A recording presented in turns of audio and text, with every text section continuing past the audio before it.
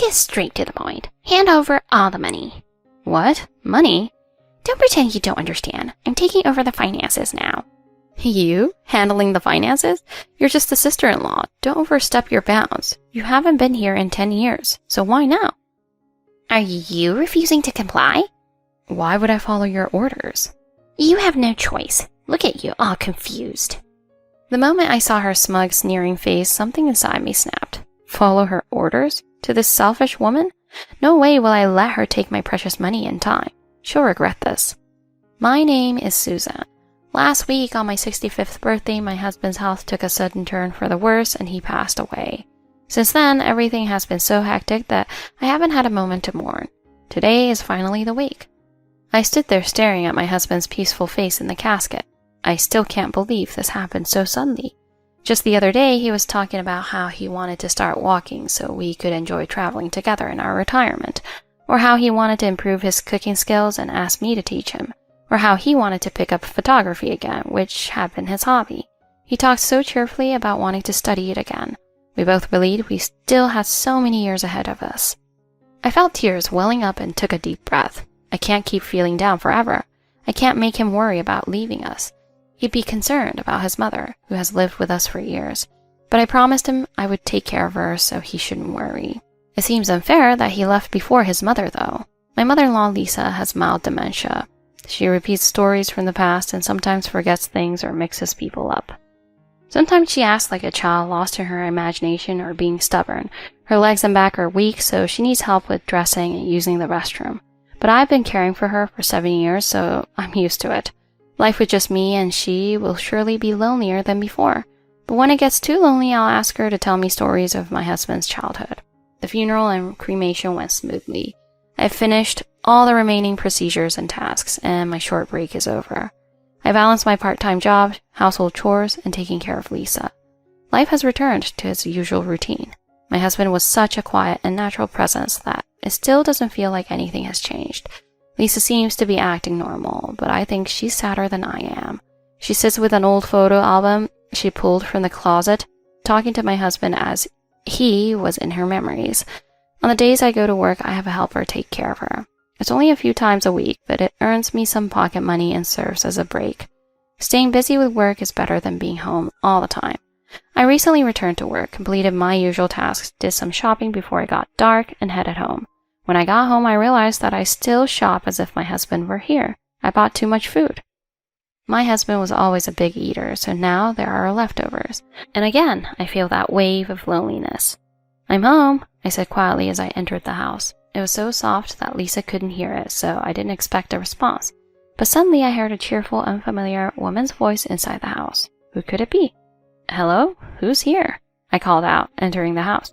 "It's me, Mary." "Mary? How did she get in? Did she use a spare key? I've never given her a key before, so what is she doing here without notice?" I wondered if it was an emergency, but she didn't seem worried. She was lounging on the sofa watching TV. My discomfort grew seeing her so at ease in my house. What are you doing in my house?" I demanded. "Do I need permission to come to my own family home?" she replied with irritation.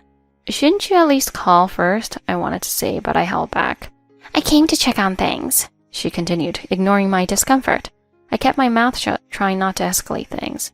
She's over 10 years younger than my late husband, still barely in her 40s, and sees herself as bubbly and sociable.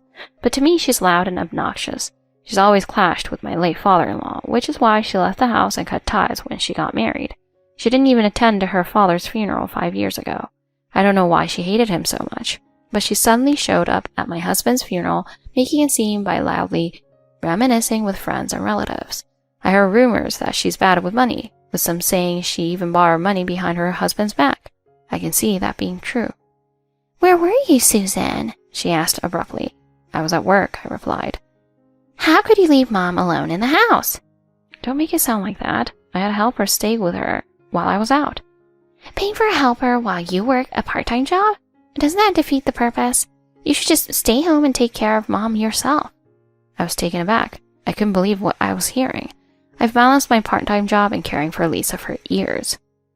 "You left the house when you were young. Why do you suddenly care now?" I retorted, feeling my frustration rise. "I thought you'd be struggling now that John's gone, but you're already back to work. Do you even care about Mom? What? You're shirking your duties as a daughter-in-law, she said coldly. I was shocked. Why was I being attacked like this? Now that John's gone, I'm worried about leaving the house and Mom to you, the daughter-in-law, she continued. I was stunned. Why was she calling me just the daughter-in-law? Yes, John is gone, but I have my pension savings and enough to live comfortably. I've been caring for Lisa for 7 years now. Her words were insulting. Since I came all this way, you should give me my share, she said, holding out her hand. Your share? What are you talking about? My share of John's inheritance. I'm his sister, so half of it is mine, right? She said, shaking her hand as if asking for change. Half? Yes, half, she repeated, smirking. I think you're mistaken, I said firmly. You don't have a share of the inheritance. What? What do you mean? Siblings aren't entitled to inheritances. Unless there's no other family, I explained. And Lisa is still alive and well. But the house will be mine eventually, right? Mom has an inheritance share, doesn't she? Lisa is still alive, so there's no inheritance to discuss, I repeated. Well, she won't be alive forever, Mary snapped. When she's gone, this house will be mine, so you should leave. Mary's logic was twisted, but she did have a point. I remembered when my father-in-law passed. She refused her inheritance share due to bad relations and his business debts. I don't want any inheritance, she had said back then. I know there are debts. Just because I married into a wealthy family doesn't mean I have to pay them. Leave me out of it. Now here she was, suddenly interested because John was gone. I explained calmly that she had no claim, but the more I explained, the angrier she got. Just then, Lisa called for me from her room. I excused myself and went to help her, but when I returned, Mary was gone. I looked around and noticed several of Lisa's antique vases, which she cherished, were missing. When did this happen? Mary must have taken them. How dare she complain about inheritance and then steal from her own mother? I didn't want to believe it, but she was the only one here. Susan, what's wrong? Lisa asked, noticing my expression. Oh, Mary was just here. She said she was worried about us. Oh, really? She replied. Next time, make sure to tell me when she comes. 5 days later, Mary showed up again without notice. This time she brought movers with her and had piled up boxes outside the house. Mary, what's with all these boxes? I asked, panicking. She ignored me, directing the movers. Heavy things go inside, but be quiet. There's an elderly person here. Wait a minute. You can't just do this without asking, I protested, blocking the movers from entering the house. Isn't it obvious I'm moving in? Moving in? What about your own house? I demanded. I divorced my husband and came back here for the sake of this house, she declared. I was speechless. You divorced? Yes, last week, for the sake of this house, she repeated. You're moving in here? Of course, and I expect you to handle all the caregiving and housework. And you'll do what? Earn money? Help with expenses? That's not my job, she replied indignantly. Her words made no sense. I needed to calm down and think. Mary, what happened to Lisa's collection of vases? I asked, suddenly remembering. I sold them to cover moving costs, she said without a hint of shame. Sold them? Yes, it's my family's house. I can do what I want with what's inside, she said smugly. I was shocked into silence. I decided to get Lisa and let her know, but Mary stopped me. Wait, I'll tell her. It's better coming from me than a daughter-in-law. I realized she was scared of what Lisa would say. Mary pointed to John's study, still half organized. Mary, please don't put anything in this room, I requested. Why not? I'm moving in, she retorted. It's a nice room with good sunlight. It might be your family home, but I've lived here for decades too. You can't just come in and take over without notice. Let's be clear. Hand over all the money, she demanded again. Money? What are you talking about? I asked, bewildered. The house is money. All of it, she insisted. What? All of it? That doesn't make any sense. I told you, as the rightful heir, I will manage everything from now on, she smirked. Are you out of your mind? I snapped. I'll tell you this now. I'm not listening to you. I said calmly. I'll leave this house immediately. Seeing my reaction, Mary's smile disappeared. What are you talking about? What will you do with Mom? She demanded. Just as you said, I'm just the daughter-in-law. I'll leave everything to you now, I replied, grabbing my things and preparing to leave. What a heartless woman, Mary shouted after me as I left the house. Good luck handling everything now, I muttered under my breath. A week later, I had 50 missed calls on my phone. It was Mary. Susan, please help me, she begged when I finally answered. Help you? Why would I do that? We're family, aren't we? She insisted. Family? After all you've done? I replied coldly. I'm begging you, she sobbed. I don't know what to do. Maybe you should think about why you're in that situation, I replied. Please, she cried. Mom is so demanding. She keeps shouting orders at me. Oh, didn't you know? Her dementia has improved a lot, I said. Really? She said, surprised. I thought she was just staying quiet in her room. Oh no, she's been playing online games to stay sharp, I explained. Games? Mary sounded even more confused. Yes, ever since the helper suggested it, she's been getting better, I said. But she's so demanding, Mary wailed. Well, she has a lot of energy now, I replied. Lisa, do you have something to say to Mary? I called out. Yes, I heard everything. Don't be so high and mighty, Mary. Susan's been doing everything right. I smiled, knowing Lisa had my back. And by the way, I added, we're moving out tomorrow. You should leave too. Moving out? She gasped. Yes, we've sold this house, I explained. We're moving to a senior-friendly apartment. What? How could you sell this house without my permission? She yelled. It's Lisa's house, not yours, I replied calmly. You have no right to decide anything here. But this is my family home, she protested. Not anymore, I said firmly. Get out before you become an intruder, I added, my patience wearing thin. This isn't over, she screamed as she stomped out. Good luck, I said quietly as I closed the door behind her. Life will go on just fine without her. Isn't that old lady just annoying and in the way? Wouldn't it feel so much better if she wasn't around? I caught her in the act, causing trouble, and she just shamelessly justifies her actions. She's not just any part-timer. She brags that she's the daughter of a big shot at the head office, which makes it even worse. But Jessica doesn't understand. The person she's been picking on isn't just any old woman. After every storm, there's a rainbow, and I'm counting on that rainbow to appear in Jessica's dark cloud. I'm Karen Williams. I'm in my 40s and a housewife who loves frugal cooking. I got married in my 30s and my husband and I have 2 kids. When our youngest entered elementary school, I started working part-time at a local grocery store. Balancing work and home life was tough, but my husband helped out, so I managed to keep going. A few years after I started working, my hard work was recognized and I was promoted to a full-time position through the employee promotion program. What began as a way to supplement our household income has now become much more. The full-time staff includes the manager, myself, and 3 kitchen staff. All other workers are part-time employees. Some work to earn pocket money. Others work to cover their children's extracurricular expenses. Among them, the oldest is Mary Johnson. I heard she recently returned 77, but she is incredibly lively. She doesn't necessarily look especially young, but she always exudes a certain dignity. Yet she never loses her smile. If she's really 77, she's older than my mom, but she doesn't look it. The younger part-timers call her Grandma Mary. It's short for Grandma Mary Johnson. I thought it was a bit rude, but she uses it herself sometimes, saying Grandma Mary can handle it. So I sometimes call her that too. One day a new part-timer was scheduled to join us. When did we have an interview, I thought. I didn't remember seeing anything on the interview schedule. The manager mentioned the new hire Jennifer on her first day. Oh, Karen, starting today we have a new part-timer, Jennifer Miller. Be sure to treat her well. Of course, but why is that? I asked. Actually, Jennifer is the daughter of Mr. James, the head of sales at headquarters. He called the other day and arranged for her to work here. So she got the job without an interview? I replied. I understand. But she will work just like everyone else, right? It doesn't matter who she is, as long as she does her job properly, there's no problem. However, Jennifer turned out to be a troublemaker. On her first day, she was supposed to be in by 8:30 for the early shift. I was assigned to train her. I hoped she would quickly learn stocking and cashier duties.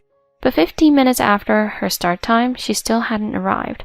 I checked with the manager to see if there had been any contact from her, but there wasn't. Shall I try calling her? I asked. Well, it's her first day. Let's wait a bit longer, he replied. And another 10 minutes passed, and Jennifer finally showed up, just 5 minutes before the store opened.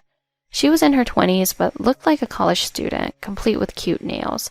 Despite being late, she didn't seem flustered at all. Jennifer, what happened? Was there an accident? I was worried and asked. No, nothing, she said, not showing any remorse.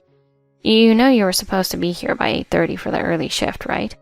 Oh, was I? Sorry, I'll be careful next time, she replied casually. I thought, is she not reflecting on her actions at all? Anyway, let's make sure she learns her job properly, I decided. So I started explaining how to stock shelves.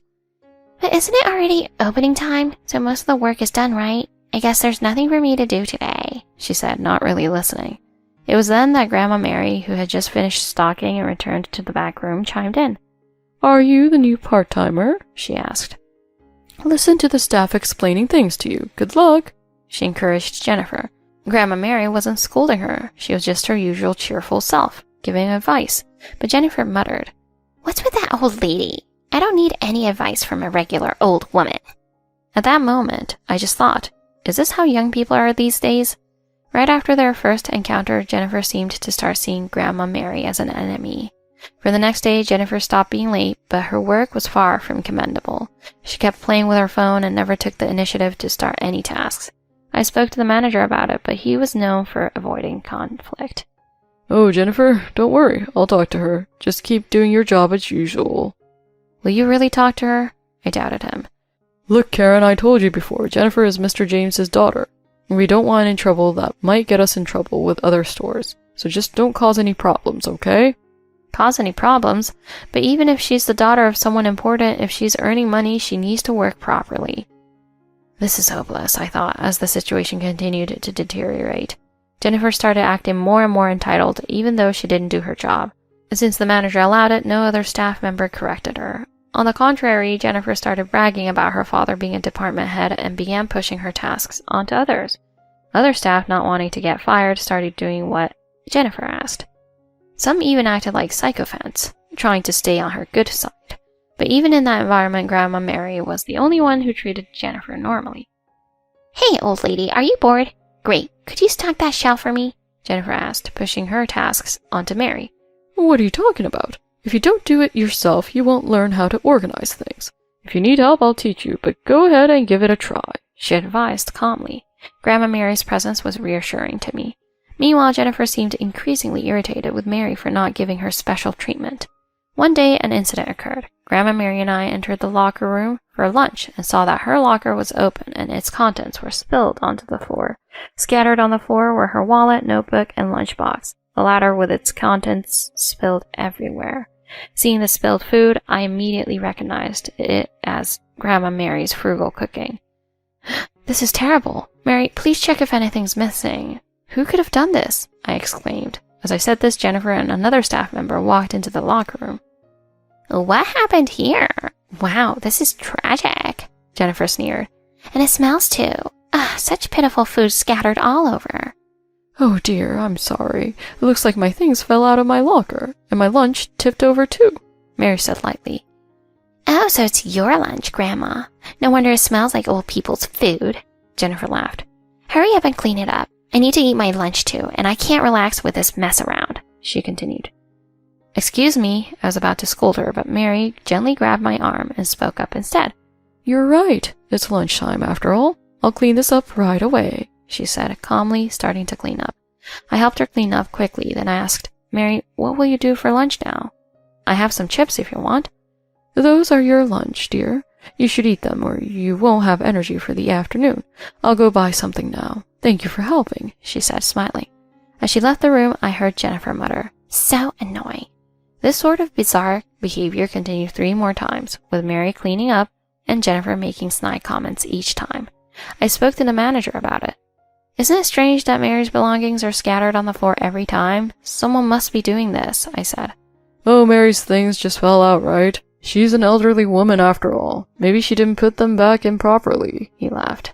"But it's strange that it happens every time. Don't you think someone is behind this?" I asked, frustrated. "Oh, you're overthinking it. Besides, we don't want to cause any trouble with Mr. James's daughter around. Let's just keep things smooth," he said dismissively. "Keep things smooth? I'm bringing this up because there is already trouble," I thought, losing hope in the manager. Who could be doing this, I wondered. The answer seemed obvious, but there was no proof. Then one day I stumbled upon a surprising opportunity. I entered the locker room during a bathroom break before lunch and sensed someone was inside. It was before lunch break, so the early shift should have already left. Could I be catching the locker vandal in the act, I thought, activating my phone's camera and opening the door quietly. And there was Jennifer, standing in front of Mary's locker fiddling with something. Crash! I heard something fall. I looked down and saw Mary's bag contents scattered on the floor. She had tipped the bag upside down, spilling everything out. Then she kicked the lunchbox, muttering, "That old lady is such annoying."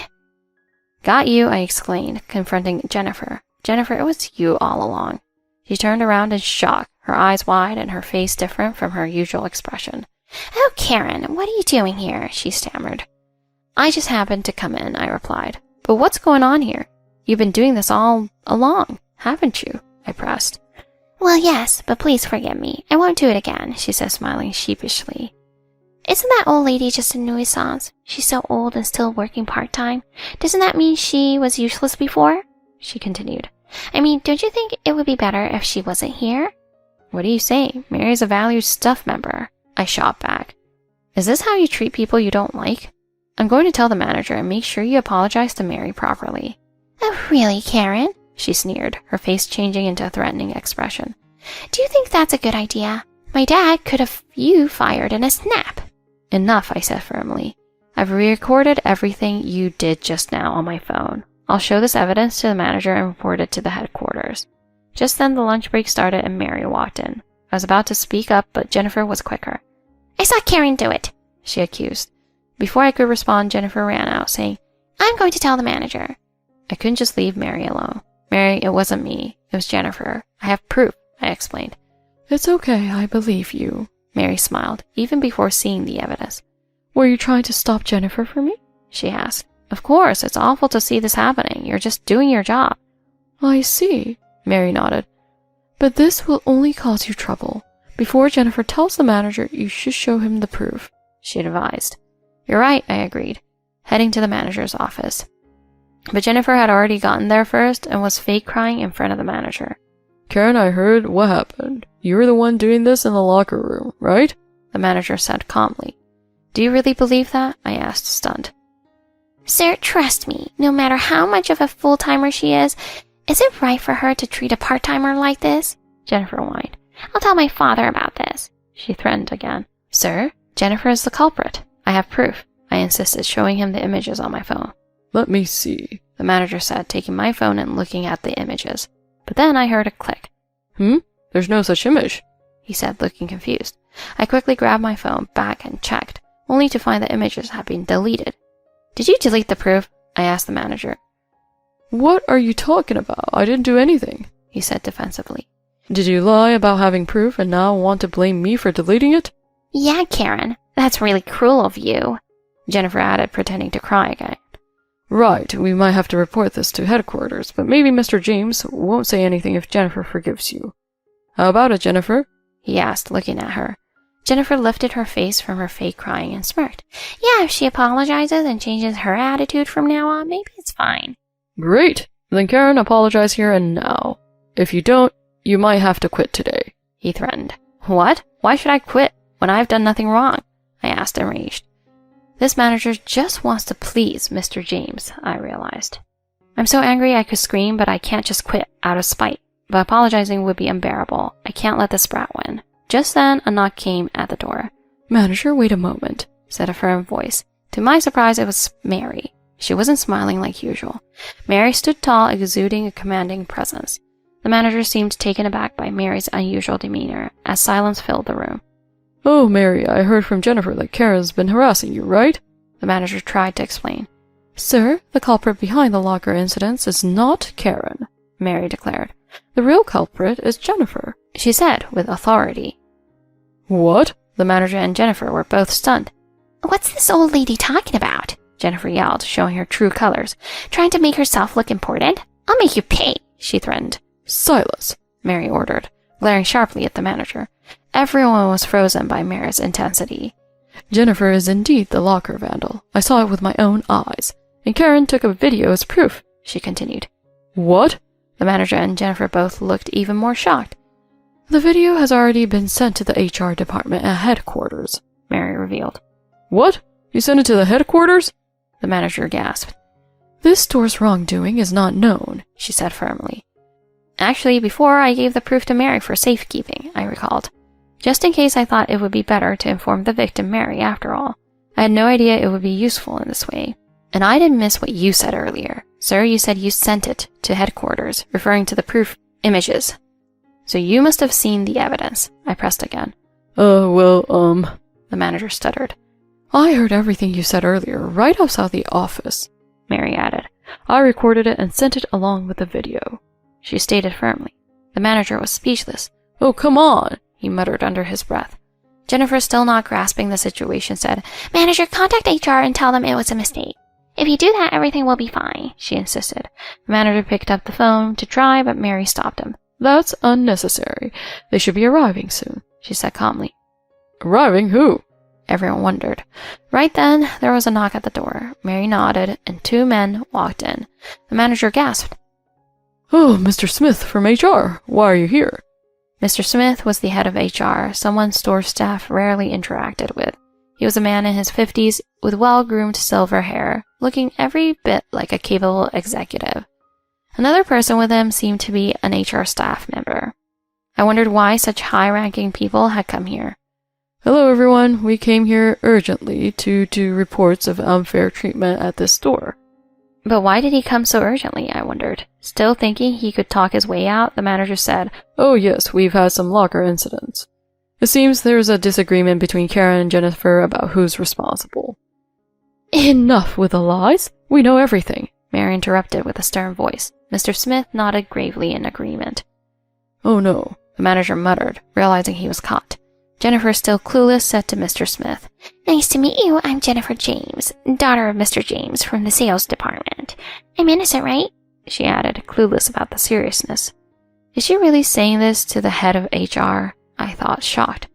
"Only you think that," Mr. Smith replied, cutting down Jennifer's naive assumption. "But I'm the daughter of a department head," she insisted. "And so what?" Mr. Smith said bluntly. "You and the manager here are both employees, regardless of your family ties." To hear him speak to Jennifer like that, Mr. Smith is truly HR's top man, I thought. "Sir, who is this guy?" Jennifer asked, her voice pitiful. "Jennifer, this person doesn't care about your connections," the manager admitted. "What?" Jennifer exclaimed, disbelieving. Wrapping up, Mr. Smith turned to the manager. "We'll be conducting an investigation," he said. "Karen, I'd like you to step in as acting manager while this is resolved," he announced. "Me? Acting manager?" I asked, surprised. "Yes, you've shown good judgment and leadership. After completing a few trainings, we're looking to promote you to manager," he explained.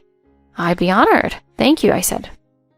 "But there are still so many things I don't understand. Mr. Smith, why was this resolved so quickly, and why did you arrive so fast?" I asked. He glanced at Mary. "All thanks to her," he said. "Mary?" Everyone turned to look at Mary, who just smiled. Why is Mr. Smith saying that about her? I wondered. Unable to hold back his curiosity, the manager asked, "Mr. Smith, do you know Mary? Or is she a relative or something?" "Of course not," Mr. Smith replied calmly. "Mary was our former CEO's wife." Mary was the former CEO's wife? I thought, stunned, as did others. The CEO's wife? Why would someone like her be working as a part-timer? Jennifer blurted out. Mr. Smith turned to Jennifer and calmly explained. "Mary works here by choice. Our store began as a small business, and she was one of its original staff members. Yes, it was tough back then, but I enjoyed it. I continue working to keep that spirit alive," Mary said. "But Mary went through a normal hiring process, didn't she?" the manager questioned. "I did apply normally and was hired like anyone else," Mary confirmed.